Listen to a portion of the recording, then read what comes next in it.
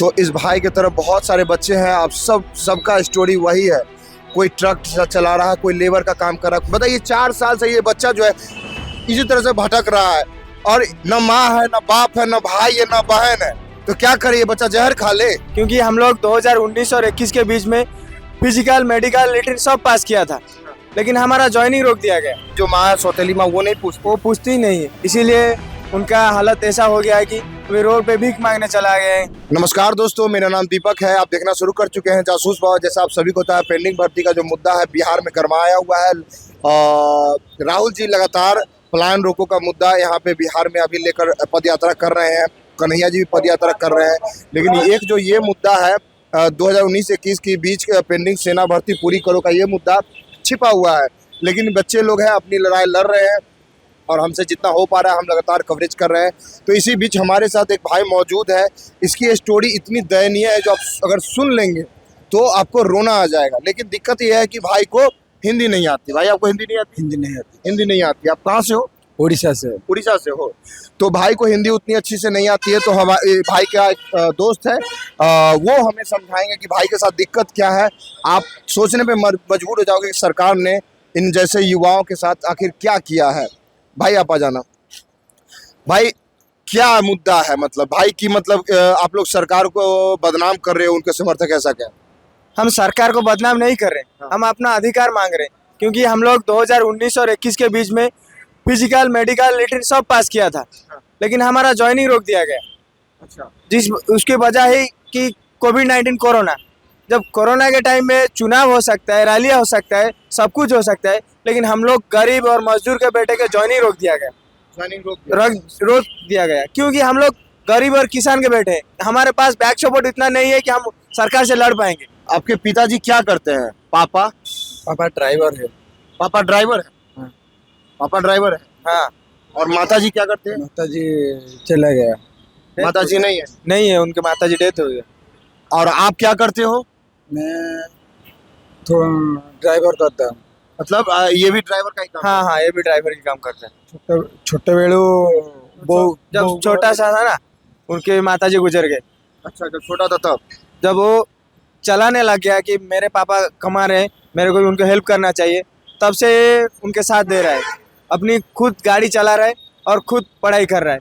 मतलब समझिए कितना परेशान हो रहा होगा। बापा बोऊ चली गला परे आमे होचु तीन भाई। दी भाई मरी जाइछंती, मो सबुठु सानो। क्या बोल रहे हैं? वो बोल रहा है कि मेरा 3 भाई थे, जब मेरा मम्मी चला गया उसके बाद 2 भाई भी गुजर गए और वो अकेला बंदा है। घर में अकेला है ये? हाँ। मैं अकेला हूँ। बापा द्वितीय विवाह कला परे बापा मते पचारलेनी। अच्छा। जब उनके पापा जब दूसरे मैरिज कर लिए ना, तो इनको पूछने वाला कोई नहीं है। जो इनकी माँ है वो अभी जो माँ है सौतेली माँ, वो नहीं पूछती? वो पूछती ही नहीं है, इसीलिए उनका हालत ऐसा हो गया है कि वे रोड पे भीख मांगने चला गए हैं। इतने बच्चे, अब एक कभी रोता है ना तो आप देख ही नहीं सकते।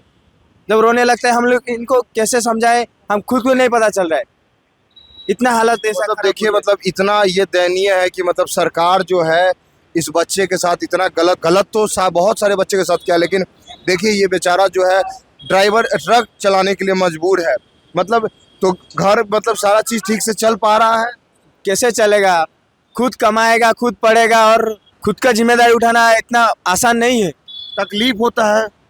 आज जाएंगे 10-15 वर्ष होला बापा बचन हांदी एका रही आसी। मामू हटे रही बड़ होई।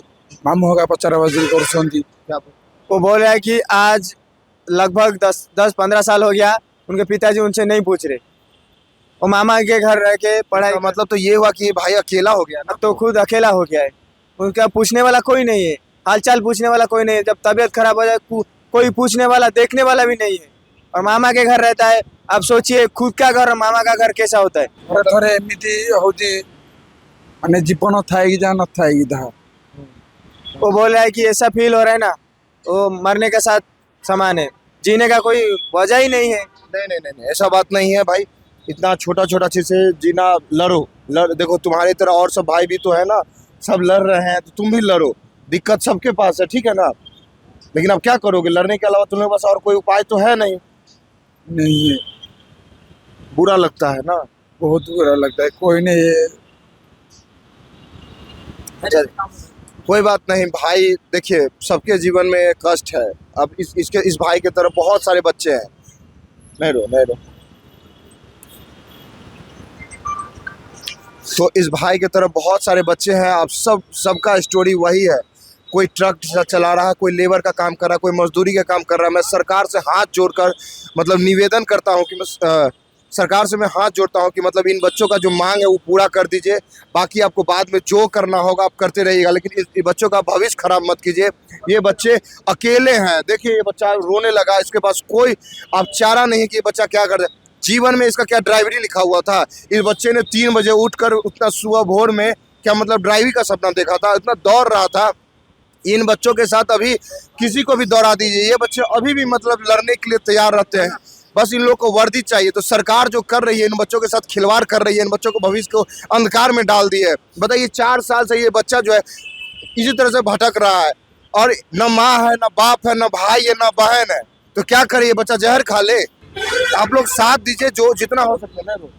पैसा भी सरी है जी, मामू होगा भी नहीं, किसी चिंता करो, पैसा ले मत भाग्यो। वो बोले है कि मामा बोले कि अगर कुछ प्रॉब्लम हुआ तो मेरे को बताना, मैं कुछ ना कुछ इंतजाम कर दूंगा। ऐसा हालत हो गया। कोई प्रॉब्लम नहीं होगा। भाई लोग के साथ अभी बहुत सारे भाई हैं जो कि भाई का देखभाल कर रहे हैं। सब यहाँ एकजुट है। और मैं रिक्वेस्ट कर रहा हूँ जितने भी लड़के देख रहे हैं बिहार से जो पेंडिंग भर्ती वाले अगर आप ऐसा सोच रहे हैं कि घर बैठे बैठे आपको मतलब ज्वाइनिंग लेटर मिल जाएगा, वो नहीं मिलेगा। जो गवर्नमेंट जो आपके नेता है उनका बात हुआ है कि जो लोग यहाँ आएंगे उनका ही ज्वाइनिंग लेटर मिलेगा। तो आप लोग जितना जल्दी हो सके आकर भारी संख्या में यहाँ पे आप लोग मजबूती से इन लोग के साथ खड़ा रहिए। चलिए, धन्यवाद।